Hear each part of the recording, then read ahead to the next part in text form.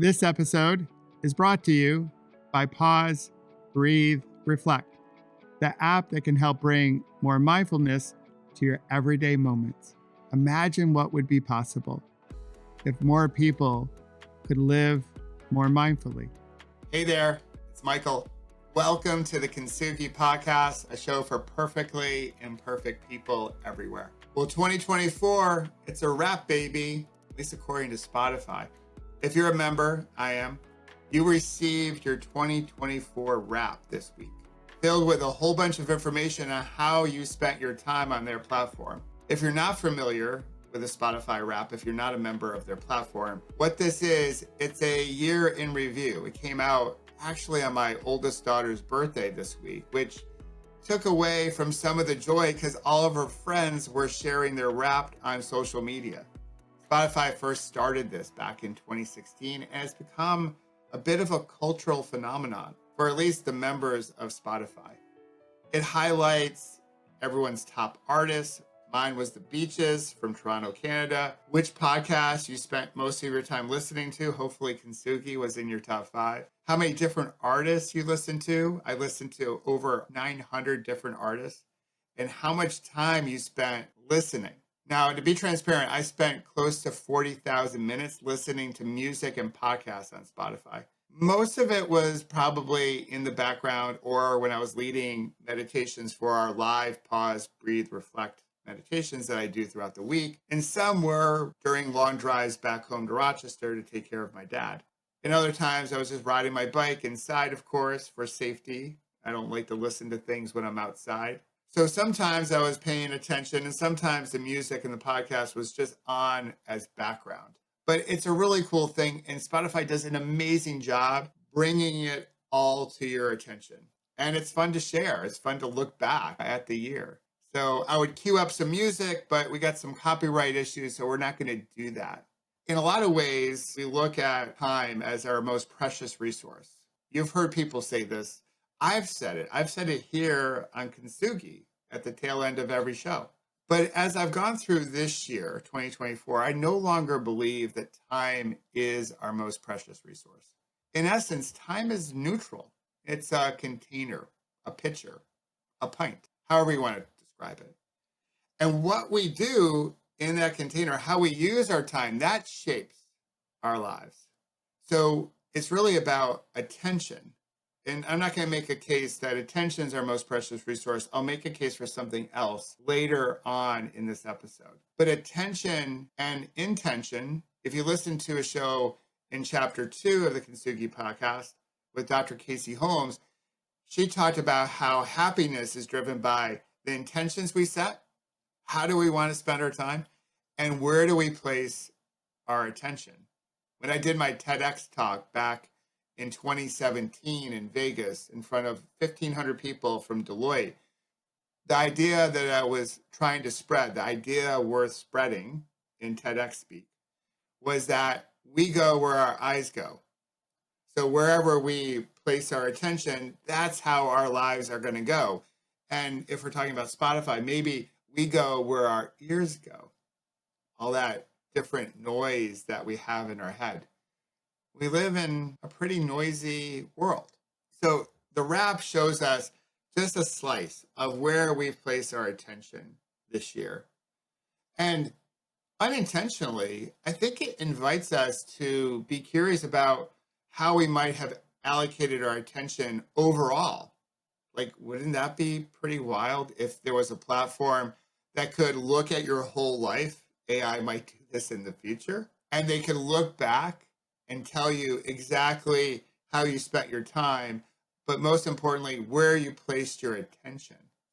How much of it was really focused on yourself, focused on other people?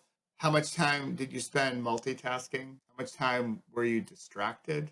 So I wouldn't be surprised if one day some platform out there could do that. It's a little too sci-fi for me. It's a little too freaky. In fact, even as I share this, I'm freaking out just a little bit because I think it might be possible, but I don't want it to be possible. But anywho, attention is key to creating connection, which the Kintsugi Podcast is all about.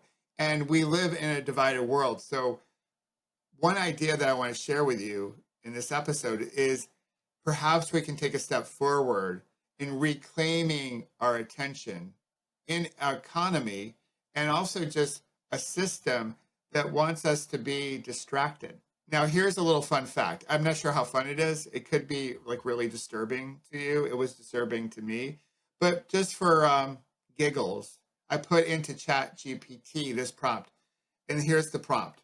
If you were the devil, I was being a little like cynical, I was in a cynical mood, so I put this into Chat GPT. If you were the devil aiming to enslave humanity without force, what would you do? So this is the prompt. You can do this prompt too on your own with ChatGPT. And it spit out 7 different steps it would take. And the first step was to encourage endless distractions. And the other 6, they were no less concerning.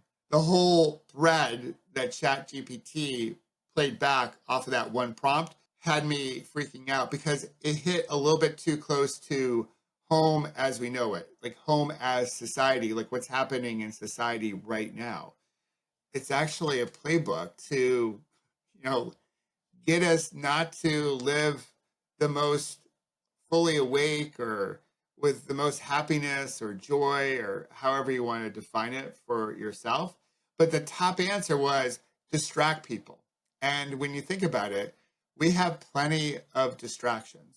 Of course, social media being one, but just the little notifications that we get on our computer. The other day, I was talking to a friend who I dearly love, and I was on Zoom with her, and the whole time we were talking, I could hear her computer, all of her notifications going ding, ding. I'm sure you've probably spoken to someone through this whole virtual reality that we're living in since the pandemic. A person on the other end has their notifications on, and it's super distracting, right? I couldn't actually focus on her because as soon as I did, my attention got pulled away. And I like to think I'm pretty good with this whole attention thing, being a meditator for over 20 years, because meditation in our pause, breathe, reflect way helps us regain focus. It helps sharpen our ability to stay focused when it truly matters. But in this particular moment, I was super distracted, so I wasn't totally paying attention to her. So this whole idea of attention, and going back to the Chat GPT prompt, distract people, social media, other things, the weave or the wave or whatever the politicians are doing, can lead us to feel somewhat depressed. Like, oh my God, like the flywheel's going, and how are we going to make this change happen? It's inevitable. We can be nihilistic in our thinking. Like, we're doomed. We're all in this handbasket going to somewhere that you go when you're in a handbasket, and that's no place good. But there's hope. There's always hope. I always believe there's hope. I'm an optimistic guy, and I try not to be naively optimistic, but there is hope. We have the power to choose where we place our attention. Remember, we go where our eyes go. We get to decide what we're looking at. We get to decide what we listen to. And one thing I would recommend that we listen to a bit better, and this came up during the loving kindness practice I did the other day as part of our Pause, Breathe, Reflect community. One of our members, who is just an angel, Carly, said how important it was for her to listen to her body.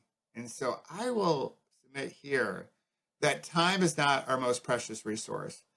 Neither is attention, but it's actually our body, because we only have one body. We only get one body. And as you've heard me say here multiple times in the past, I do believe our body will whisper to us before it really shouts at us. It gives us little hints.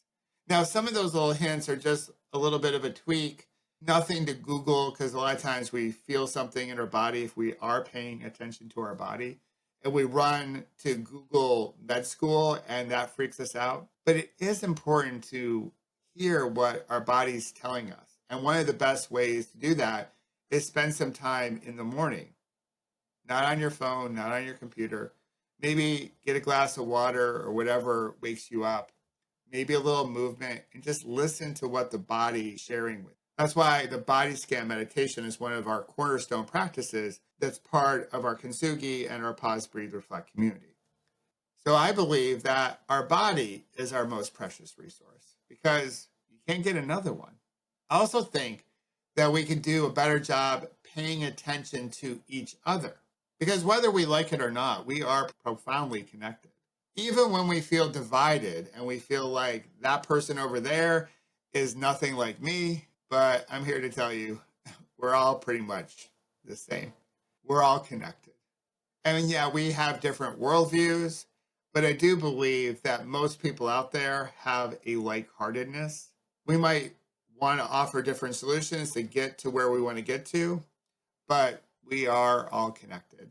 And what's interesting as I start to do some research on a book I'm co-authoring with the great Dr. Shawn Andrews, who's part of the University of California system.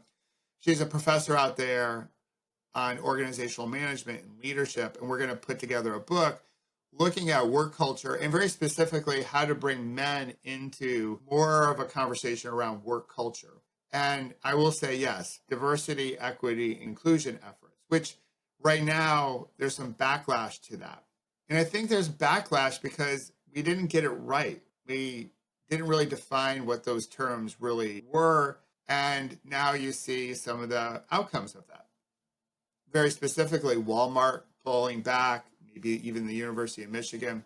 But here's what I've discovered, and I love that I'm hearing this back because this is a theory of mine as well, is that we've overcomplicated it.